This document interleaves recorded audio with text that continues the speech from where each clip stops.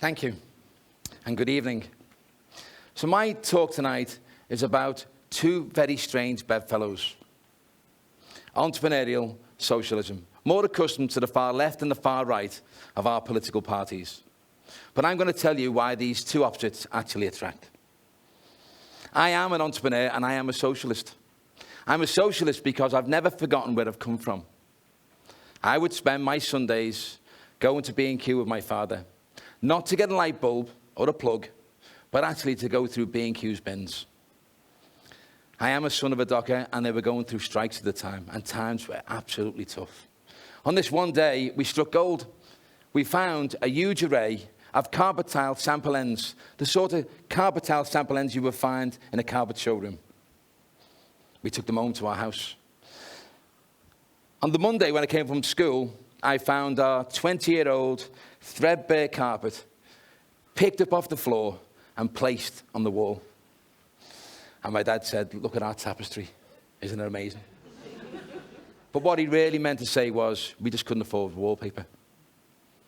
And our beautiful, new, amazing carpet tile sample ends in all their colours and designs were strewn across our floor. I left school at 15, before my qualifications, because my father had lost his leg, and we lived on invalidity benefits. My first job was shoveling fuller's earth, which is manure. I really decided to go and create a new career somewhere else. And so I got an amazing career being a van lad, working for a local retailer. By the time I was 29, I had 32 retail shops, 450 staff, factory in Sri Lanka, factory in Manchester, and factory in Liverpool. Everything was amazing, fantastic, unbelievable. You could say it was the sweet, but the bitter was just around the corner. I took all of my money and I put it into property. I didn't understand the property market at the time, but I thought that's just what you've done. One day I got a call from a liquidator. He said, "Your bank have been on the phone. They've got a couple of questions they want me to ask you." "Don't have nothing to worry about, it's fine. Just come and see us and we'll have a chat." I went to see them, had a chat, thought everything was fine. Until I got to the front door to the development site that I had, where I had invested all of my money, every single last penny. And I tried the key in the door, and it wouldn't fit.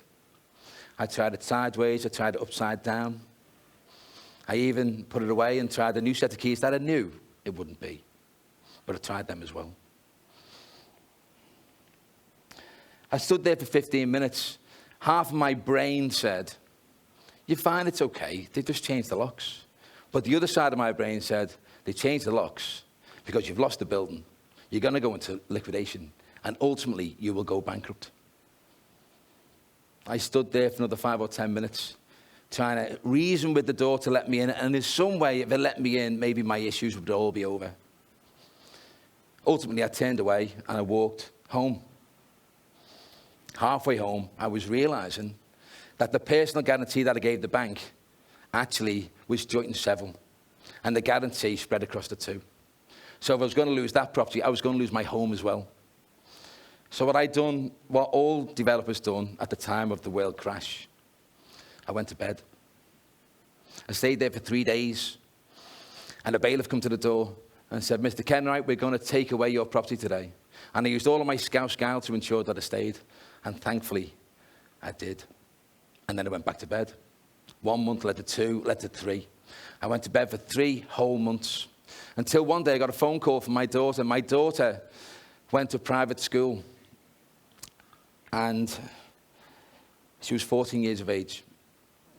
Luckily for me, she had an extremely intelligent head teacher who come into her classroom that day, pulled her out of class and put her in the head office and said to her, "You tell your father why we are throwing you out of school today." My daughter came on the phone and screamed as loud as she could, "You're a liar and you're a cheat. How could you do it to me at a pivotal time in my life? How dare you do that to me?" The sort of words you never want to hear as a father. I bolted upright. I phoned up my best friend. I said, "Whatever you have, please, can you lend me, give me anything, anything." He came, he gave me an amount of money. I ran to the school. I paid the school fees. And my daughter finished her school. She got a degree. And finally, she started speaking to me again. I was wrong, she was right. But what I aligned with that was the sweet and the bitter. I used that bitter to galvanize me into who I am today, anchored by my social responsibility, understanding what it takes to run through walls, using my daughter's high-pitched tone to go into my mind's eye, to use as a tool every time I need it. And that's exactly what it did. 10 years on, I ended up with a whole array of hotels, businesses, and I don't know how I got there. All I know is I kept my head down, and I was galvanized, and I pushed through. Until one day, I walked down to the lower car park underneath one of my hotels, and I found, clustered in the corner, a group of homeless people. And I aggressively went over to them and said, listen, guys, you've got to go. What are you doing here? Out. And I marched them up the ramp until I got to the edge of the car park, and my face was bitten by the cold. It was -5 outside. Something didn't make any sense to me because my council were telling me that there were only 25 homeless people in the whole of the city, and I'd seen more than 25 just on one high street. So I turned to the homeless people and I said, I'm really sorry. It's okay. You can stay here. You can go back downstairs. I'll come and get you in 2 hours. I ran upstairs. I got all of my management team together, and I said, we're not going to open a shelter. We're going to open a crisis shelter. Why was it a crisis shelter? Because 6 people died of hypothermia the year before. 6 people died of hypothermia the year before on our streets. So we opened our shelter. We went round the streets and we pulled in 16 people that night. And what shocked me on that night was the fact that every single person strewn their bodies across the radiators to thaw out their bodies in this day and age now. The next night there were 30, 50, 60, then there were 85 homeless people with addictions and mental health issues. And we were feeding 150 a day. And then, in a very strange way, we started to fall out with our council. We had filled their void that they couldn't fill, and they come and attacked us. And, you know, to this day, I don't know why they did. But anyway, we won't go on about that. But we agreed that on the 28th of February, we would close down our shelter. But I couldn't close down the shelter because we had El Nino. And it was -10 in the wind chill. And it would have been inhumane to throw them out. But actually, the council were coming after me all the time. And they were stating to me, if anyone dies in your homeless shelter, we're going to sue you for corporate manslaughter.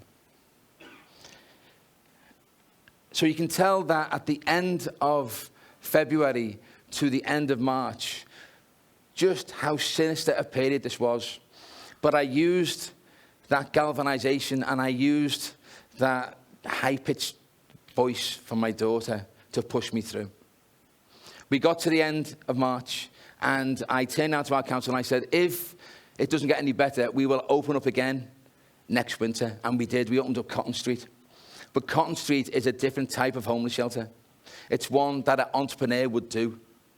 It has clear flag in sands. It's not a homeless shelter that opens and closes. It's a 24/7 homeless shelter that has a home for each individual with a lockable door, with a bed, and with their own clothes. And one other issue, we have given them clear flag in sands. And the clear flag in sands are the individual people that have come through our system who have beaten their addiction, actually gained a job and gained a home. And they come in every single day. And our homeless people visualize them and see them every single day, and they pull them out of that hole. But what I gleaned from all of that situation is that entrepreneurs are not allowed in the political garden. I mean, I know it sounds strange, but an entrepreneur coming along and helping politicians, you would think they would greet you with open arms. And if I was to say that the political elite, they don't have the seeds, they don't have the tools to tend, they don't have the knowledge for growth. And yet I believe entrepreneurs have it all. We understand how to create, we understand how to employ, we understand how to lead. If I was to tell you that in 2050, our population is going to grow to 9 billion people. And that is up from just 1.8 billion 100 years ago. That's an increase of 7.2 billion on this planet. Would that scare you? Because it does me. With the introduction of AI, and just one initiative, that being driverless cars, we're about to lose 1/3 of all known jobs. And yet, how we pick our political leaders has never changed. Our political leaders should be chosen because of their achievements, because of their knowledge, and not because of what school they went to. 75% of our prime ministers have come from either Oxford or Cambridge. And we're about to choose another one, strangely enough. Entrepreneurial socialism has the skill set. We are anchored by our social responsibility. But we are standing at the gate, and our politicians are holding on to the keys. But it is you who own the garden, this ever-expanding garden. And we need to be thinking outside of the box, because the decisions of today will go against our children for tomorrow. Thank you.